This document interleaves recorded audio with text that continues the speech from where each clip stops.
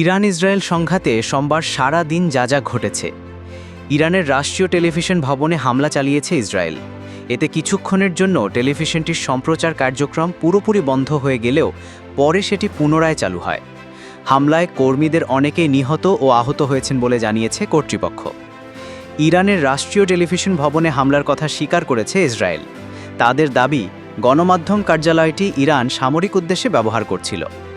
Iran উত্তেজনা নিরসনের বিষয়ে কথা বলতে চায় বলে জানিয়েছেন মার্কিন প্রেসিডেন্ট ডোনাল্ড ট্রাম্প। এক্ষেত্রে সময় থাকতেই ইরান ও ইসরায়েলের আলোচনার টেবিলে বসা উচিত বলে মনে করেন তিনি। ইরানে নতুন করে ইসরায়েলি হামলার খবরে দলে দলে তেহরান ছাড়ছেন সেখানকার বাসিন্দারা। তেহরানের একটি বড় অংশের বাসিন্দাদের এলাকা ছেড়ে অবিলম্বে অন্যত্র সরে যেতে বলেছে ইসরায়েলি নিরাপত্তা বাহিনী আইডিএফ। ইরানের সঙ্গে সংঘর্ষে ইসরায়েল বিজয় অর্জন করতে যাচ্ছে বলে দাবি করেছেন ইসরায়েলের প্রধানমন্ত্রী বেনিয়ামিন নেতানিয়াহু। ইরানের পশ্চিমাঞ্চলে অবস্থিত কেরমান শাহ শহরের ফারাবি হাসপাতালে ইসরায়েল সরাসরি হামলা চালিয়েছে বলে অভিযোগ করেছেন ইরানের পররাষ্ট্র মন্ত্রণালয়ের মুখপাত্র ইসমাইল বাঘাই।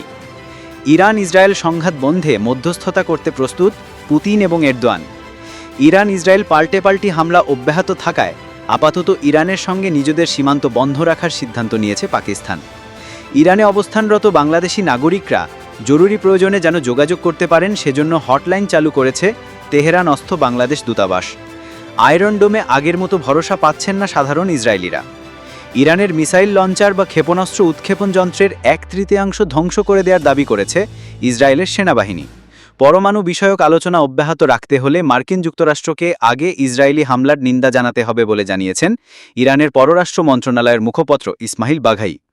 ইসরায়েলের বিরুদ্ধে ইরানিদের একত্রিত হবার আহ্বান জানিয়েছেন প্রেসিডেন্ট মাসুদ পেজেশকিয়ান।